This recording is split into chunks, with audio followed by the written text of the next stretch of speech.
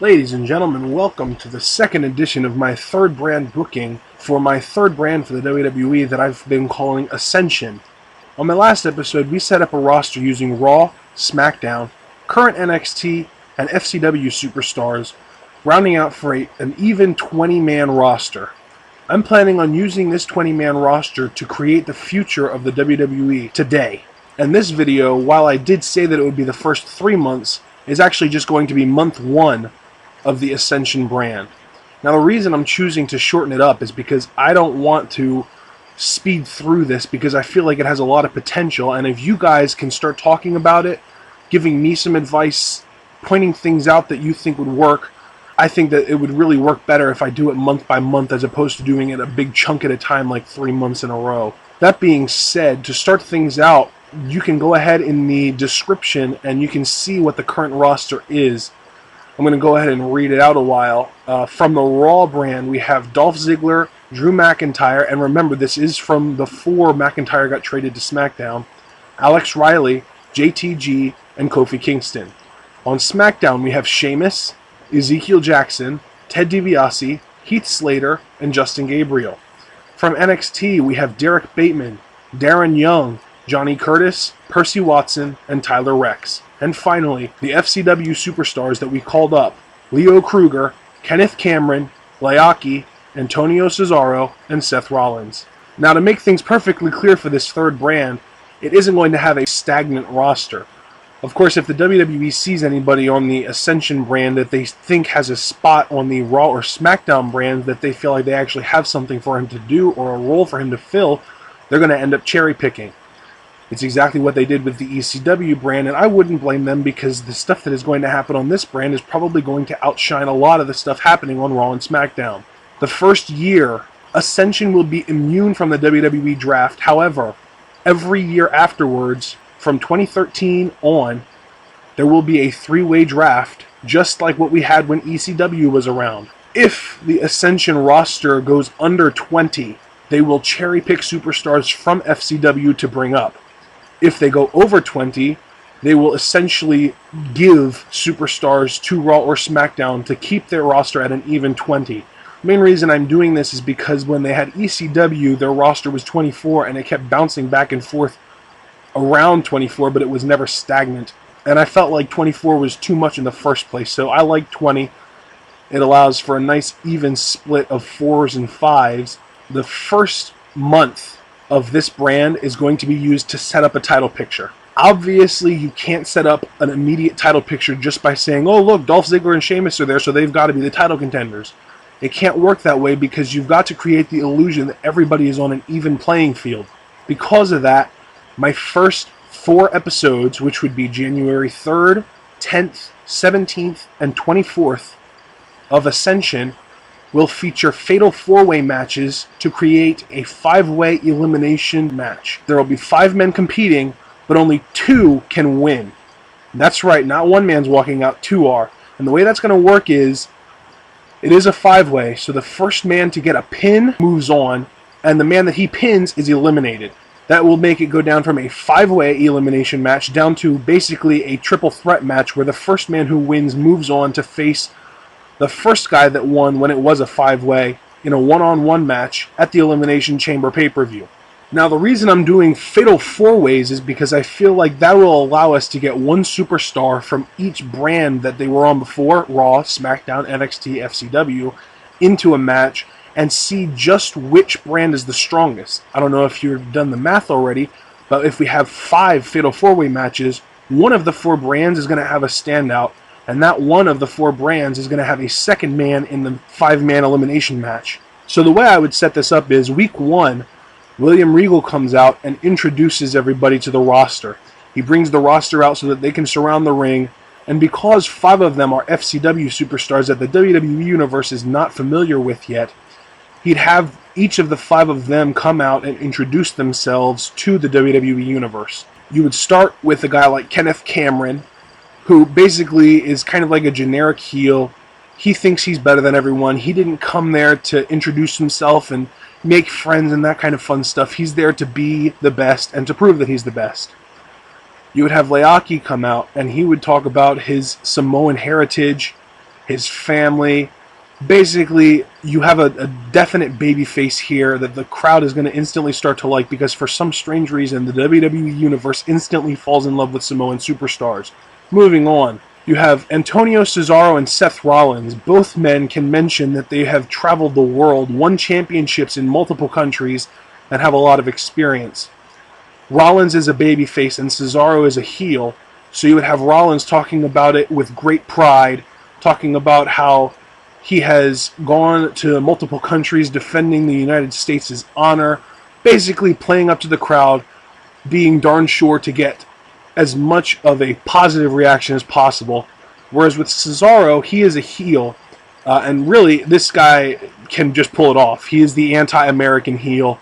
He thinks he's better than Americans because he is more educated, he is more worldly. Basically, he is the perfect anti-American heel. And on top of that, he's got a freaking shredded look. He's huge. He obviously he isn't freaking Ezekiel Jackson, but he's a big guy, very powerful look, works well in the ring, works well as a power worker. He can do a technical style. He can do just about anything in the ring. Surprisingly good on the mic for somebody that doesn't speak perfectly fluent English. And finally, we would have Leo Kruger. And the only reason I'm having Leo Kruger introduce himself last is because he is going to call out Justin Gabriel. He's going to mention their South African past. They've basically been rivals for a while. And even if they haven't actually been rivals for a while, according to Ascension history, they will have been. And Leo Kruger is, for a fact, a former South African wrestler, as is Justin Gabriel. They can play on that, and we have Kruger calling out Gabriel. Gabriel's at ringside, so he can step into the ring, and they can tease a little bit of a brawl.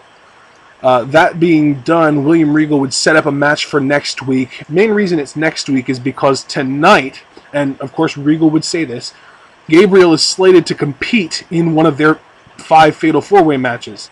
So he basically just says that Gabriel is going to have to wait until next week to get his hands on Leo Kruger.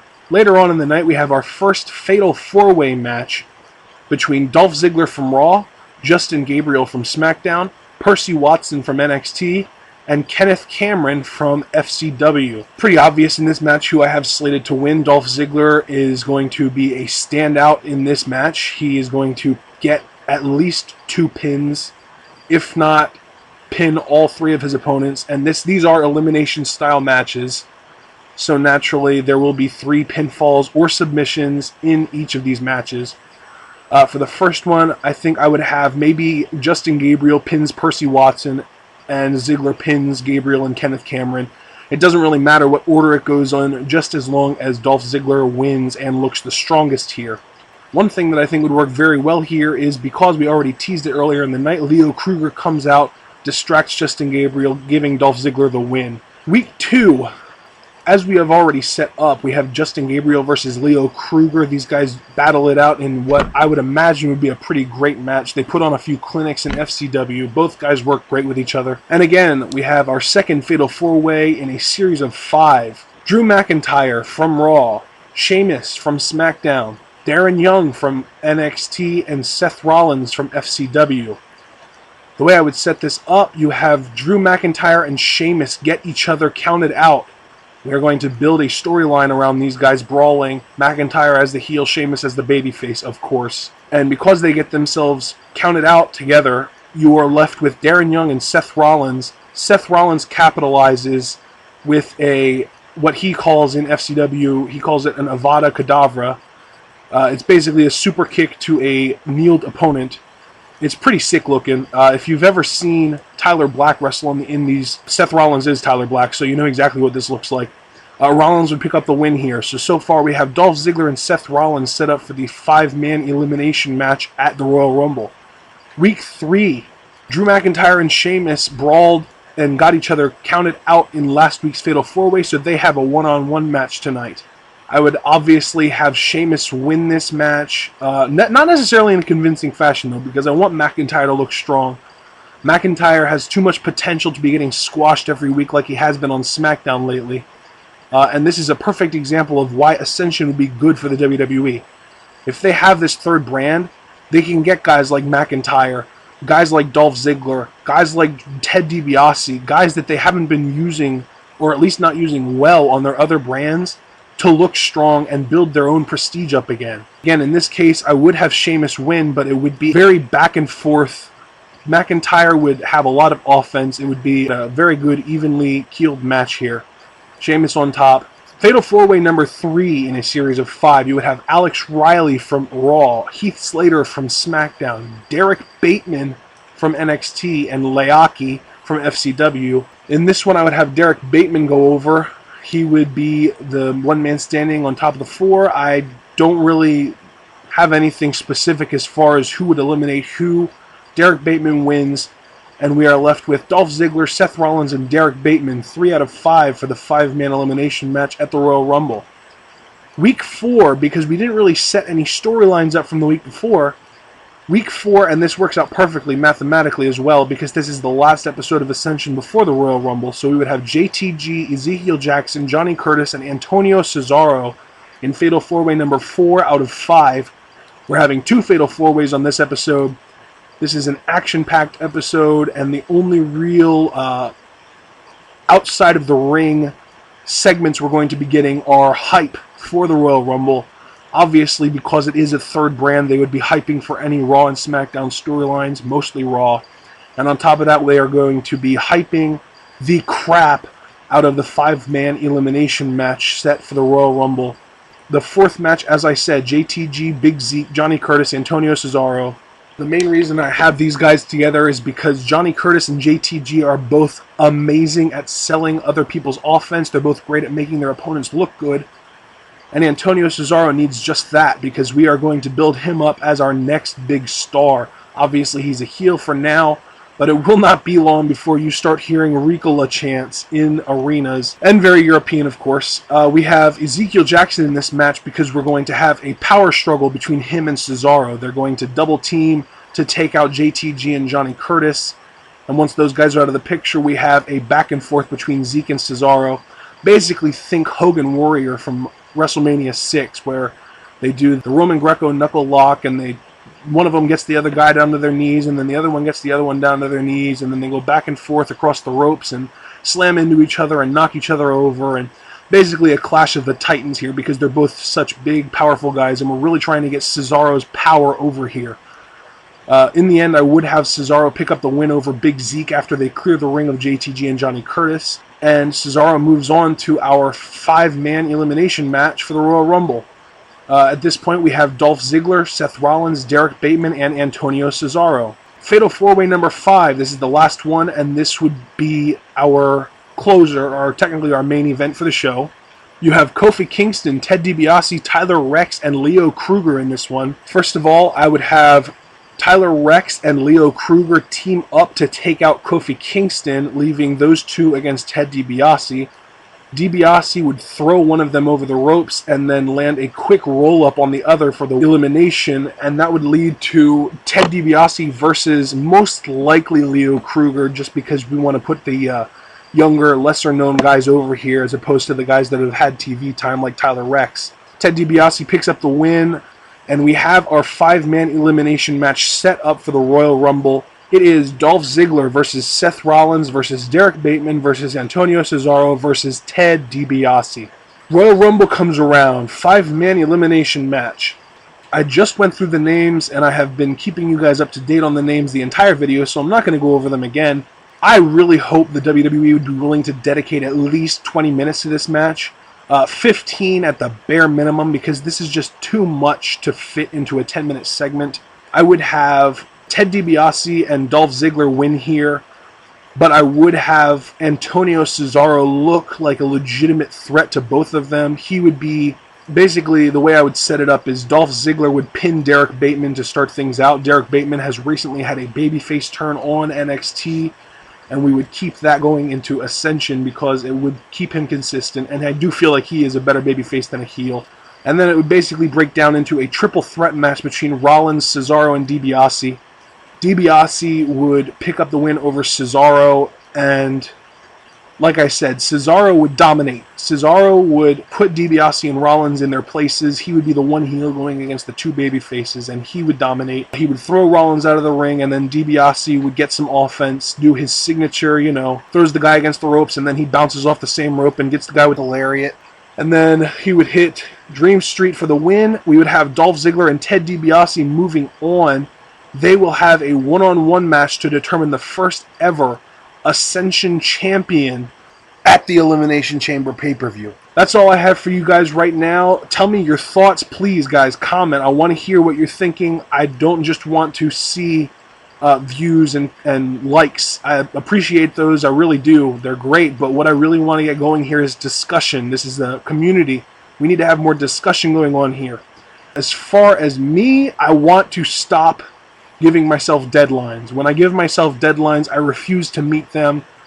I've said it before and I'll say it again. I am way too contradictory to have deadlines that I impose on myself. So you can definitely expect a third brand video next week sometime, but I'm not going to say when, because last time that happened, I ended up doing, of course, live reactions, and then the WWE or Wrestling Is Not Fake video, and then of course my collab with Preston from Beer Money 2K. And again, I don't want to give you guys guaranteed deadlines, because then usually what happens is I end up pushing them back and I get stuff like, oh hey, didn't you say you were going to come up with a video yesterday, and that kind of stuff, and I don't want to let you guys down. So just to ease things up a little bit, I'm going to come out with a third brand video next week. I guarantee you that. I can't guarantee you when though. One other thing, and this is another kind of a thing that's been on my schedule that has, of course, clustered my schedule a little bit. I am now a NoDQ.com reporter. I just uploaded my first article on the Raw episode that we just had on January 9th of this year, obviously. I basically just said that episode of Raw felt more like an Attitude Era show than anything that we've had for the last 7 or 8 years, easily, and that people should enjoy it more. And I really do believe that. People should enjoy it more. I thoroughly enjoyed Raw this week. But if you want to hear more on Raw, go ahead and check out TwitWow. That's the podcast that I do with John from Beer Money 2K. If you're a fan of his, if you're a fan of mine, if you're a fan of Raw in general, you're going to enjoy this podcast, because we talk about everything from Raw to SmackDown to Rising and Falling Stars, all the way up to what we're looking forward to next week. And again, we do this every single week. We record it Friday after SmackDown, so it's generally up on Saturday morning sometime from 2 to 4 o'clock in the morning on Saturday morning, somewhere around there. We are free on iTunes, so you can easily download it and listen to the podcast pretty much whenever you want. If you have a smartphone, you're pretty much set. If you don't, just go ahead and look us up. We are on Podomatic. That is where we got our start before we went to iTunes. Again, it's all free of charge. Regardless, one big thing I wanted to mention to you guys, coming up on January 28th, that's the night before the Royal Rumble, John from Beer Money 2K, Preston from Beer Money 2K, the Lex Man, aka Alex, and I, the four of us, the four horsemen, are going to be getting together for the first time that isn't a live reaction video to do a 4-way Road to WrestleMania video. We're going to do Royal Rumble predictions, use those predictions to set up the Elimination Chamber, Elimination Chamber predictions, use those predictions to set up WrestleMania, and our WrestleMania predictions for the year. It's going to be a whole lot of fantasy booking, but hopefully at least one of us, or any combination of us, can get some stuff right as far as predictions go. Until then, I'm Ian Izzle, signing out.